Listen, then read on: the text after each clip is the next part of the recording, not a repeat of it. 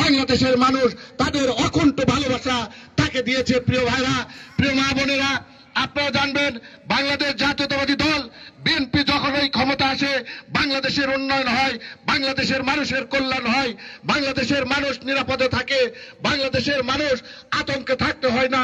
তাই আমি মনে করি আন্দোলন সংগ্রামের সূতিকাগার ওই ঢাকা বিশ্ববিদ্যালয়ে আমার মতো আপনাদের এলাকার এই এক নগণ্য সন্তান ঢাকা বিশ্ববিদ্যালয়ে রাজনীতি করেছে এবং ওই রাজনীতি করার পাশাপাশি গণতন্ত্রের জন্য, মানুষের কল্যাণের জন্য, মানুষের অধিকার প্রতিষ্ঠার জন্য আমিও রাজপথে থেকে আন্দোলন করেছি, সংগ্রাম করেছি। আমি বহুবার গ্রেপ্তার হয়েছি পুলিশের হাতে। এই আওয়ামী দুঃশাসনের আমলে আমি 5 বার গ্রেপ্তার হয়েছি। তারপরেও আমি আমার জায়গা থেকে এক চুলো আপোষ করি নাই।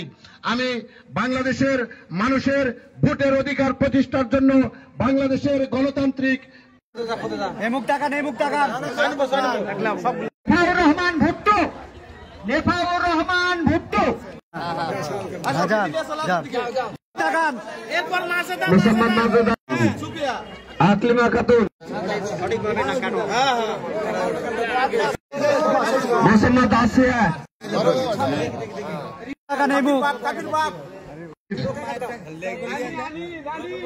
আজিজার জব্বার,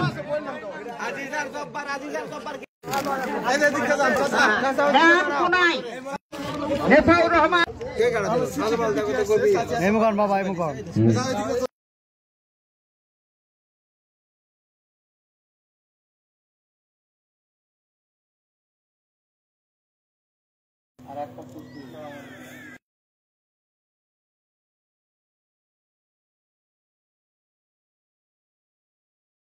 উক্ত প্রোগ্রামে